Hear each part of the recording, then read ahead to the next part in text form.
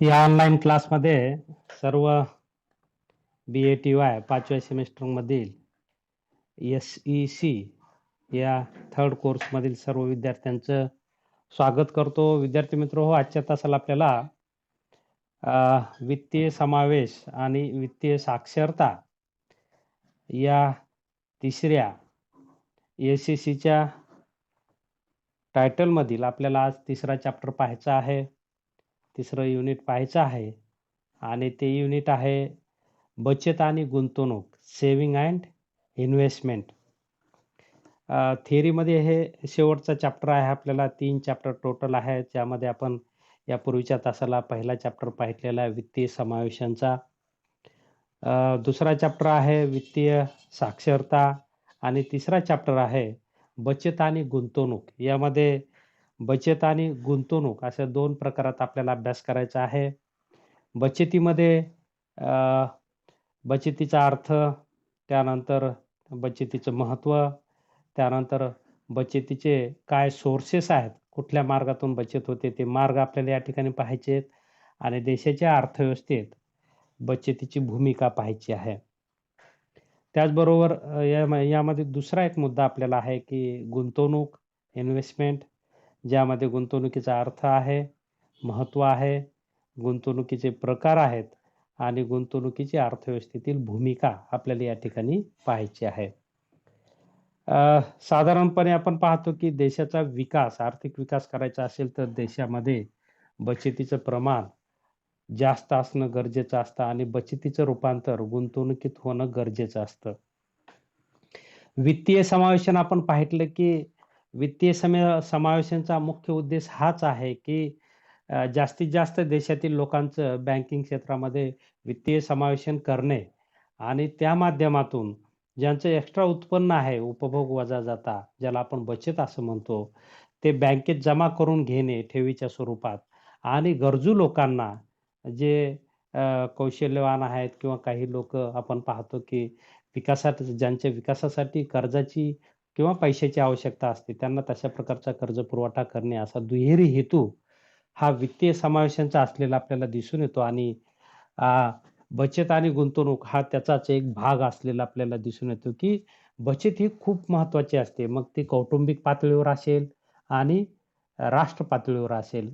कारण बचतीतून व्यक्तिविकास होतो, कुटुंब विकास होतो आणि कुटुंब विकासाबरोबर राष्ट्र विकास होत असतो. आपण पाहतो की वित्तीय समावेशांच्या बाबतीत आपण पाहिलं होतं की ज्या देशामध्ये बँका जास्त, त्या देशाचा विकास जास्त.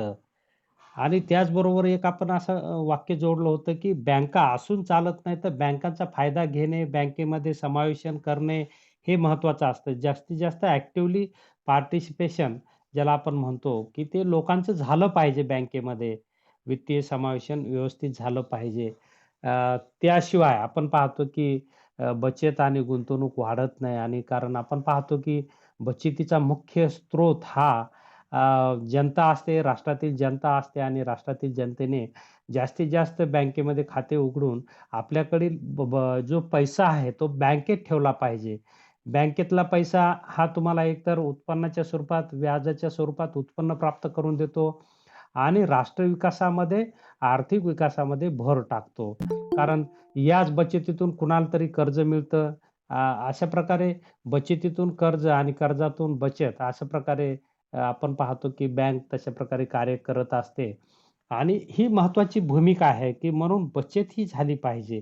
या अनुषंगाने मग बचत कशाला म्हणायचं, की विशिष्ट काळातील उत्पन्नाचा असा जो भाग उपभोगावर खर्च केला जात नाही किंवा चालू उत्पन्नाचा असा भाग जो उपभोग खर्च पूर्ण करून शिल्लक राहिलेली रक्कम जी लोकांकडे असते त्याला आपण बचत असं म्हणतो. म्हणजे थोडक्यात एकूण उत्पन्नातून उपभोग खर्च वजा केला असता जी शिल्लक रक्कम राहते त्याला आपण बचत असं म्हणतो. सूत्ररूपाने इथं दिलेलं आहे, बचत बरोबर आहे उत्पन्न वजा उपभोग खर्च. या ठिकाणी फॉर्म्युला दिलेला आहे. एस म्हणजे saving is equal to I म्हणजे इन्कम आणि सी म्हणजे consumption. S is equal to I वजा सी. म्हणजे अशा प्रकारे एकूण उत्पन्नातून उपभोग खर्च आपण वजा केला असता जी शिल्लक राहते त्याला आपण बचत असं म्हणतो. बचत ही संकल्पना कशी आहे? प्रवाही आहे. त्यामुळे आपण पाहतो की बचत ही संकल्पना अ, अ,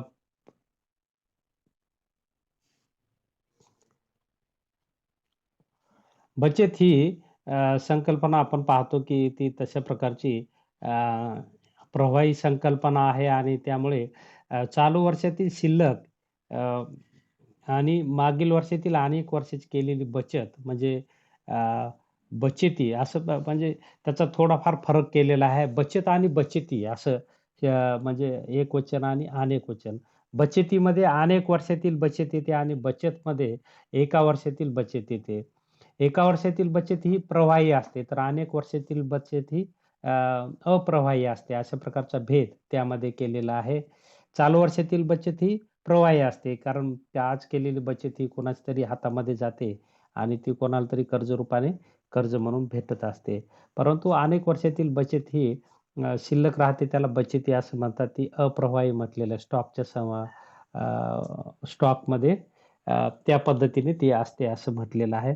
जेव्हा उत्पादन पातळीत वाढ होऊन उत्पन्नात वाढ होते, तेव्हा बचत वाढते. आपण पाहिलं की बचतीचा संबंध हा उत्पन्नाशी जोडला जातो आणि उत्पन्न जास्त तर बचत जास्त, उत्पन्न कमी तर बचत कमी. म्हणजे बचत हे उत्पन्नावर अवलंबून असतं आणि उत्पन्न कशावर अवलंबून असतं? रोजगारावर अवलंबून असतं. रोजगार कशावर अवलंबून असतो? गुंतवणुकीवर अवलंबून असतं. गुंतवणूक कशावर अवलंबून असते? बचतीवर अवलंबून असते. म्हणजे अशा प्रकारची ही उत्पन्नाच्या प्रवाहाचा म्हणजे उत्पन्नाचा हा चक्रप्रवाह अशा प्रकारे अर्थव्यवस्थेमध्ये फिरत असतो आणि म्हणून बचत आणि गुंतवणूक हे दोन्ही आपण पाहतो की एकमेकांना पूरक असे आहेत, की जेवढी बचत जास्त, तेवढी गुंतवणूक जास्त. गुंतवणूक जास्त, रोजगार जास्त. रोजगार जास्त, उत्पन्न जास्त. उत्पन्न जास्त, बचत जास्त. अशा प्रकारे आपल्याला याचा संबंध जोडता येतो. म्हणून कोणत्याही अर्थव्यवस्थेचा विकास त्यावरच अवलंबून असतो, की ज्या अर्थव्यवस्थेमध्ये बचत आणि गुंतवणुकीचं प्रमाण जास्त असतं. आपण पाहतो की आर्थिक नियोजनामध्ये भारत सरकार अशा प्रकारे बचत आणि गुंतवणुकी वाढावी या अनुषंगाने विशिष्ट उद्देश समोर ठेवून कार्य करत असतं किंवा त्यानुसारची धोरण आखतं. लोकांनी बचत करावं म्हणून विविध प्रकारच्या सवलती बँका देत असतात. जसं की सीनियर सिटिझनला 1% जास्त, अर्धा टक्का जास्त. आपण बँकेमध्ये बचती आपण पाहतो की महिन्यासाठी करू शकतो, 3 महिन्यासाठी करू शकतो, 6 महिन्यासाठी करू शकतो, वर्षभरासाठी करू शकतो, 3 वर्षासाठी करू शकतो, 5 वर्षासाठी, 10 वर्षासाठी असं दीर्घ बचतही करू शकतो आपण. जशी ज्याची गरज आहे त्यानुसार बचत करू शकते आणि त्यानुसार व्याजाचे दर असतात.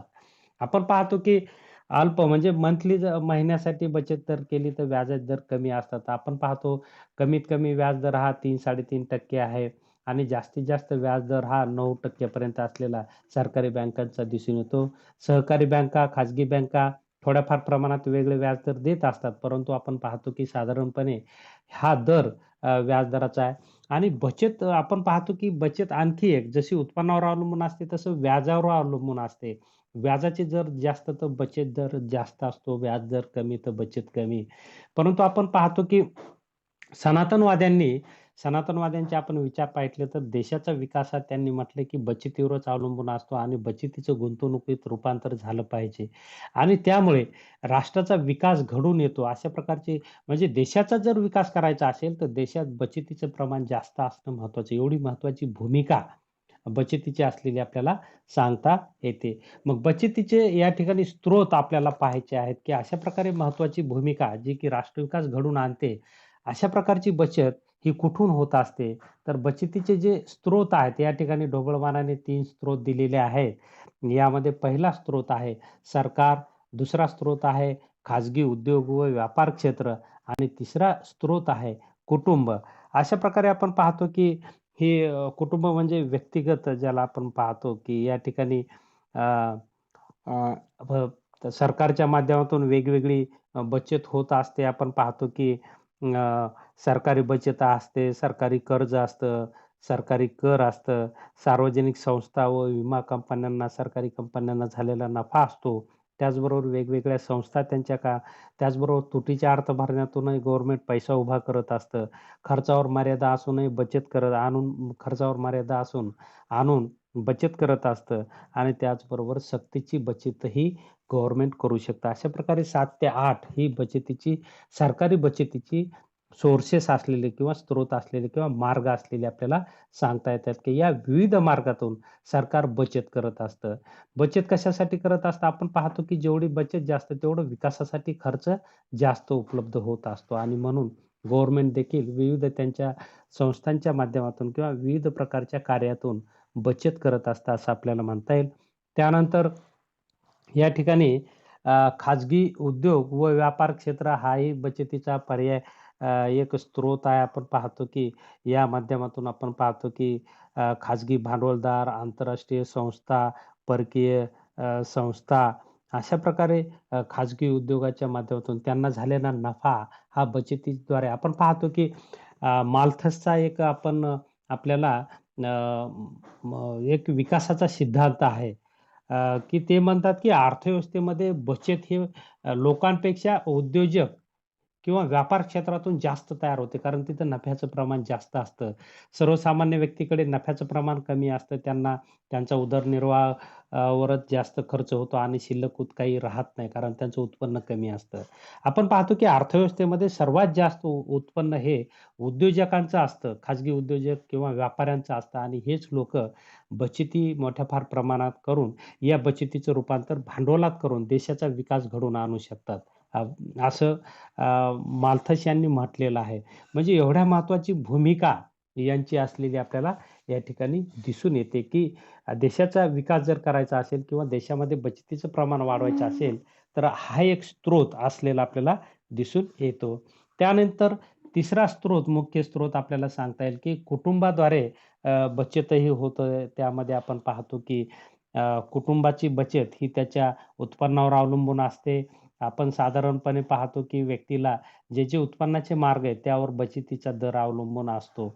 एखाद्या कुटुंबाला उत्पन्नाचे अनेक मार्ग असतील, तर त्या कुटुंबाचं उत्पन्न जास्त असतं आणि त्याची बचतही जास्त असते. या उलट एखाद्या कुटुंबाला मजुरीचंच असेल, मजुरी करत असेल, तर त्यांची बचत फार होणार नाही. पण एखादं कुटुंब मजुरीसोबत अनेक इतर व्यवसाय करत असेल, तर बचतीचा त्यांचा वेग वाढू शकतो किंवा त्यांची बचत मोठ्या फार प्रमाणात होऊ शकते. म्हणजे त्यांचा उदरनिर्वाह, उपभोग खर्च वजा जातात. त्यांचं जे उत्पन्न शिल्लक राहतं, त्याला आपण बचत असं म्हणू शकतो, की हा एक स्रोत बचतीचा असलेला आपल्याला दिसून येतो, की अशा प्रकारे बचत विविध मार्गातून होत असते. त्याचबरोबर बचतीच्या साधनांची 2 भागात विभागणी केलेली आहे. अंतर्गत साधने, बहिर्गत साधने. अंतर्गत साधनांमध्ये कर, आकारणी, कर्ज, उभारणी, उपभोग खर्चावर मर्यादा, शासकीय आपण हे बचतीच्या प्रकारामध्ये पाहितलंच आहे. अशा प्रकारे अंतर्गत आणि बहिर्गत बचतीचे सोर्सेस किंवा स्रोत असलेले आपल्याला याही प्रकारात त्याचं वर्गीकरण असं करता येतं. त्याचबरोबर बचतीवर परिणाम करणारे घटक आपण पाहतो, की उपभोग खर्च जास्त तर बचत कमी, उपभोग खर्च कमी तर बचत जास्त. म्हणजे उपभोग खर्चावर बचत अवलंबून असते. रूढी परंपरा आपण पाहतो, की रूढी परंपरा प्रिय समाज असेल तर बचत कमी होते. कारण विविध सणावर खर्च जास्त होतो आणि रूढीप्रिय समाज नसेल तर बचत वाढते असं आपल्याला म्हणता येईल. त्याचबरोबर अन्य स्वरूपाचं संपत्तीचा संचय या ठिकाणी जसे की स्थावर मालमत्ता ज्याला आपण म्हणतो जमीन, सोने, प्लॉट वगैरे यामध्ये गुंतवणूक केली तर आपण पाहतो की अ, तर त्या माध्यमातून आपण पाहतो की मग इकडं बचत कमी होते आणि बचतीवर परिणाम होतो असं आपल्याला म्हणता येईल. त्यानंतर वित्तीय सेवांची उपलब्धता जेवढं बँकांचं प्रमाण जास्त तेवढं बचतीचं प्रमाण जास्त. कारण लोकांमध्ये जनजागृती करून तशा प्रकारचं लोकांना उत्तेजन बँका देत असतात आणि म्हणून बँकांची संख्या जास्त, तर बचत जास्त याउलट कमी आपल्याला म्हणता येईल. त्यानंतर बचतीचा आणि व्याजदराचा संबंध आपल्याला सांगता येतो, की हा व्याजदराचा संबंध पॉझिटिव्ह आहे. व्याजदर जास्त तर बचत जास्त, व्याजदर कमी तर बचत कमी असं आपल्याला म्हणता येईल. त्याचबरोबर बचतीचा आणि किंमत पातळीचाही संबंध आपल्याला जोडता येतो, की बचत जास्त म्हणून उपभोग खर्च कमी आणि म्हणून किंमत पातळी कमी. म्हणून आपण पाहतो, की किंमत स्थैर्य निर्माण करायचं असेल तर लोकांमध्ये बचती ह्या वाढल्या पाहिजे आणि त्यामुळे किंमत स्थिरता येते असं आपल्याला म्हणता येईल. त्यानंतर राष्ट्रीय उत्पन्नाचं विभाजन जेवढं समान प्रमाणात होईल, तेवढं बचतीचं प्रमाण वाढतं. विषम प्रमाणात झालं तर बचतीचं प्रमाण घटतं, असं आपल्याला म्हणता येईल. त्याचबरोबर लोकसंख्येवर बचत अवलंबून असते. लोकांचं दरडोई उत्पन्न जास्त तर बचत जास्त, दरडोई उत्पन्न कमी तर बचत कमी. त्याचबरोबर सरकारी धोरणही त्याला अवलंबून असतं. जसं की आपण पाहतो कराचे दर जास्त असतील तर लोकांचं उत्पन्न त्या करा भरण्यामध्येच जातं. त्यांना काही बचतीला पैसे शिल्लक राहत नाहीत आणि म्हणून शासकीय धोरण अनुकूल असेल तर बचत वाढते, प्रतिकूल असेल तर बचत कमी होते असं आपल्याला सांगता येईल. त्याचबरोबर इतरही घटक आहे कुटुंब पद्धती, राजकीय परिस्थिती, लोकांच्या सवयी, रोजगाराचं प्रमाण, आयुर्मान इत्यादी सगळ्या गोष्टींवर बचत दर हा अवलंबून असतो, असं आपल्याला म्हणता येईल. त्यानंतर आपल्याला सिलेबसमधला तिसरा मुद्दा सांगता येईल, की आर्थिक विकासात बचतीचे स्थान. आपण पाहतो, की बचतीचा रोल खूप महत्त्वाचा आहे, की बचतीवरच आपण पाहतो, की गुंतवणूक अवलंबून असते आणि गुंतवणुकीवर देशाचा विकास अवलंबून असतो. बचतीचं रूपांतर गुंतवणुकीत झालं पाहिजे. आणि म्हणून देशाच्या विकासामध्ये बचत आणि गुंतवणुकीची भूमिका खूप महत्त्वाची असते, की त्यासाठी शासन बचतीचा दर आणि गुंतवणुकीचा दर वाढवण्यासाठी विशिष्ट उद्देश समोर ठेवून कार्य करतं आणि प्रत्येक नियोजनामध्ये तशा प्रकारचे टार्गेट गव्हर्नमेंट ठेवतं. सध्या आपण पाहतो, की भारतीय अर्थव्यवस्थेमध्ये बचतीचा दर हा 34% आणि गुंतवणुकीचा दर हा 39% जीडीपीच्या प्रमाणात. तर हा वाढला पाहिजे. वाढण्यासाठी शासन प्रयत्न करतं आणि त्यामुळे बचत ही खूप महत्त्वाची असते असं आपल्याला म्हणता येईल, की बचतीवरच बचतीमुळे अर्थव्यवस्थेत उत्पादन होत असतं. कारण बचतीचं रूपांतर गुंतवणुकीत होतं आणि जेवढी गुंतवणूक जास्त, तेवढं उत्पादन जास्त, नैसर्गिक साधनांवर प्रक्रिया जास्त, त्याचबरोबर लोकांना रोजगार जास्त आणि रोजगार जास्त म्हणून लोकांचं उत्पन्न जास्त, उत्पन्न जास्त म्हणून लोकांची मागणी जास्त, मागणी जास्त म्हणून पुन्हा पुरवठा जास्त म्हणजे केलेलं विकतं आणि म्हणून पुन्हा लोकांना नफा मिळेल, लोकांना नफा मिळाला, नफ्याची पुनर्गुंतवणूक होईल आणि पुन्हा आपण पाहतो की या ठिकाणी अर्थव्यवस्थेमध्ये गुंतवणूक होऊन रोजगार वाढतो. एवढं म्हणजे देशाचा जर विकास करायचा असेल, म्हणजे नैसर्गिक साधनांवर आपण पाहतो की बचतीच्या माध्यमातून प्रक्रिया होते. लोकांना उत्पन्न मिळतं बचतीमुळे. त्याचबरोबर बँकिंग सिस्टम स्ट्राँग होते बचतीमुळे आपण पाहतो. त्यामुळे दारिद्र्य कमी होण्यास मदत होते बचतीमुळे. एकाची बचत दुसऱ्याला कर्ज म्हणून उपयोगाला येते आणि कर्जातून विकास करता येतो, असं आपल्याला म्हणता येतं. बेकारी कमी करता येते, आर्थिक विषमता कमी करता येते. त्याचबरोबर समतोल विकासही साधता येतो. पायाभूत सुविधा निर्माण करता येतात. आपण पाहितलं की सरकारची बचत ही आपण पाहतो, की विकासाला पूरक असते. गुंतवणुकीच्या माध्यमातून पुढे जर आली, बचतीचं रूपांतर जर गुंतवणुकीत झालं, तर आपण पाहतो, की विविध नैसर्गिक साधनांवर प्रक्रिया केल्या जाते. तर आधुनिक तंत्रज्ञानातील प्रगती त्या ठिकाणी बचतीवर अवलंबून असते. बचत जर जास्त असेल, तर भांडवल जास्त उपलब्ध होईल आणि आधुनिक तंत्रज्ञानाचा उत्पादन व्यवस्थेमध्ये वापर करता येईल आणि त्यामुळे वस्तूची गुणवत्ता वाढेल, वस्तूचा उत्पादन खर्च कमी येईल आणि त्यामुळे किमती कमी राहतील. अशा प्रकारे बचतीची फार मोठी देशाच्या विकासात भूमिका असलेली आपल्याला दिसून येते, की थोडक्यात बचतीवरच देशाचा विकास अवलंबून असतो. बचत झाली मोठ्या फार प्रमाणात बचतीचं प्रमाण वाढलं तरच देशाचा विकास गुंतवणुकीच्या माध्यमातून करता येतो. बचतीचं रूपांतर गुंतवणुकीत होणं महत्त्वाचं असतं. कारण बचतीचं रूपांतर गुंतवणुकीत झालं, की देशाचा आर्थिक विकास होत असतो आणि म्हणून गुंतवणूक झाली तर रोजगार वाढतो, उत्पादन पातळी वाढते, देशाचं उत्पादन वाढतं, आधुनिक तंत्रज्ञानाचा वापर करता येतो, वस्तूची गुणवत्ता वाढते. त्यामुळे आपण पाहतो की उत्पादन खर्च कमी येतो, कमी किमतीत वस्तूचा पुरवठा करता येतो, लोकांच्या मागणी पूर्ण होतात, लोकांचं राहणीमान वाढतं, दरडोई उत्पन्न वाढतं, लोकांच्या भौतिक कल्याण वाढतं, गरजा पूर्ण होतात. एवढी महत्त्वाची भूमिका बचतीची असलेली आपल्याला दिसून येते. ग्रामीण विकास घडून येतो. शहरी भाग आणि ग्रामीण भागातील अंतर कमी होतं बचतीमुळं, असं आपल्याला म्हणता येईल, की अशा प्रकारे बचतीचं स्थान विविध मुद्द्यांच्या अनुषंगाने या ठिकाणी आपल्याला सांगता येईल. अ, आपण पाहतो, की या ठिकाणी एक प्रश्न दिलेला आहे, की विकसनशील राष्ट्रात बचत कमी असण्याची कारणे आहेत. आपण पाहतो लोकांचं उत्पन्न कमी असतं म्हणून बचत कमी असते. अल्प उत्पादकता उद्योगाची असते, शेतीची असते म्हणून बचत कमी असते. संयोजन कौशल्याचा अभाव असतो म्हणून बचत कमी असते. आपण पाहतो की अनुभव काही नसतो म्हणून संयोजन कौशल्य डेव्हलप होत नाही. शिक्षण पद्धती तशी पाहिजे. अनुकरण, प्रियता, तुटीचा अर्थ भरणा, वित्तीय सेवांची कमतरता अशा प्रकारे आपण पाहतो की या विविध कारणांमुळे देशातील बचत दर बचतीवर परिणाम होत असतो, प्रतिकूल परिणाम होत असतो. कारण जेवढी बँकांची संख्या जास्त तेवढी बचत जास्त. पण वित्तीय सेवांची कमतरता कमी असेल तर बचत कमी होते.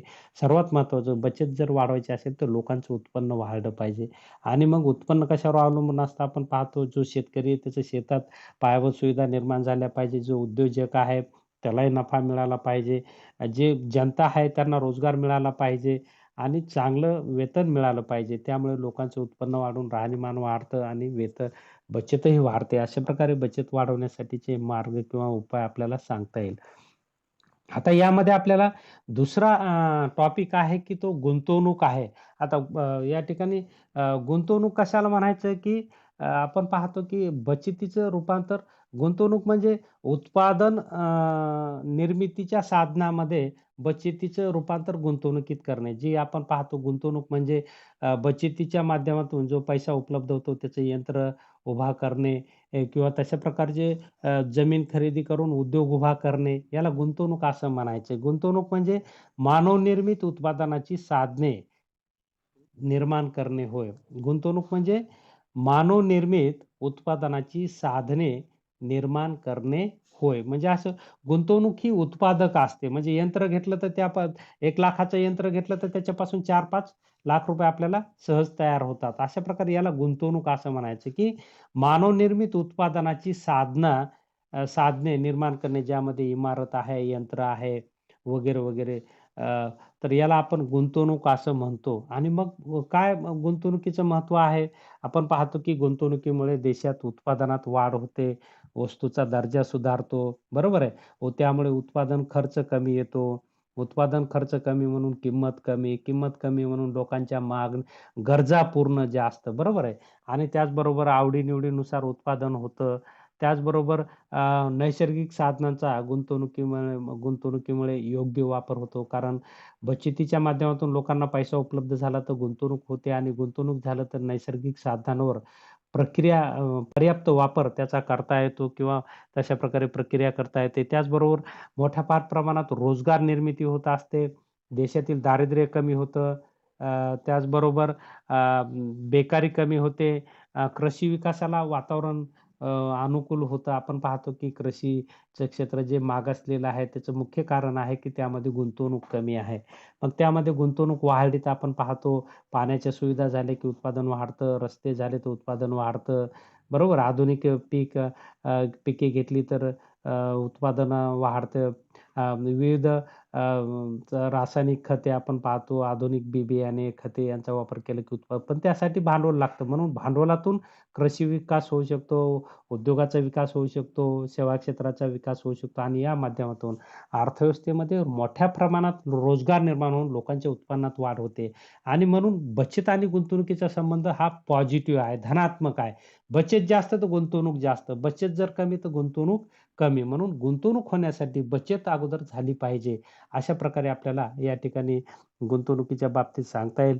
त्याचबरोबर ग्रामीण विकास करायचा असेल तर बचतीचं रूपांतर गुंतवणुकीत झालं पाहिजे. ग्रामीण भागात वेगवेगळ्या योजनांची पायाभूत सुविधा निर्माण झाल्या पाहिजे.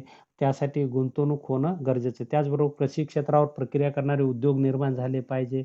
हे गुंतवणुकीच्या माध्यमातून होऊ शकतं आणि म्हणून ग्रामीण विकास करायचा असेल तर गुंतवणूक होणं गरजेचं आहे असं आपल्याला म्हणता येईल. त्याचबरोबर संयोजन कौशल्यात वाढ होते. त्याचबरोबर तांत्रिक प्रगती होते.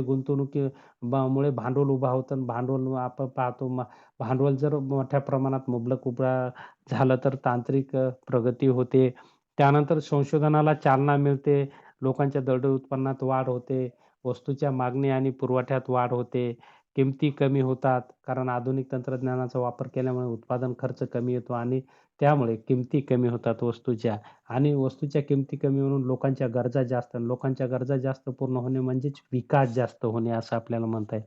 त्याचबरोबर भांडवल गुंतवणूक वाढली की लोकांच्या वेतनाच्या स्वरूपात उत्पन्न वाढतं आणि त्याबरोबर भौतिक विकास घडून येतो असं आपल्याला म्हणता येईल, की असं गुंतवणुकीचं महत्त्व आणि अर्थव्यवस्थेतील भूमिका या पद्धतीने आपल्याला या विविध मुद्द्याच्या अनुषंगाने सांगता येईल, की अर्थव्यवस्थेचा विकास हा बचत आणि गुंतवणुकीवर अवलंबून असतो आणि त्यामुळे बचत आणि गुंतवणूक हे एकाच म्हणजे याच्या पैशाच्या 2 बाजू असलेल्या आपल्याला या ठिकाणी दिसून येतात. तर अशा प्रकारे अ, अर्थव्यवस्थेचा विकास जर करायचा असेल, तर अर्थव्यवस्थेमध्ये बचतीचं प्रमाण जास्त असणं गरजेचं आहे आणि दुसरी गोष्ट बचत जास्त असून चालत नाही, तर तिचं रूपांतर गुंतवणुकीत होणं आवश्यक असतं. कारण गुंतवणूक म्हणजेच उत्पादन साधनामध्ये केलेली प्रक्रिया होय. किंवा तशा प्रकारची उत्पादन साधने निर्माण करणे म्हणजे गुंतवणूक असं आपण म्हणू शकतो आणि या गुंतवणुकीतून आपण पाहतो, की जर बचत जर जास्त असेल तर भांडवल जास्त निर्माण होतं. भांडवल मिळालं तर त्याचं गुंतवणुकीत रूपांतर होतं. गुंतवणूक झाली तर रोजगार वाढतो. आपण पाहतो, की विविध नैसर्गिक साधनांवर उद्योगात, शेतीमध्ये प्रक्रिया केली जाते आणि त्यातून मोठ्या फार प्रमाणात उत्पादन होतं. म्हणजे पुरवठा वाढतो.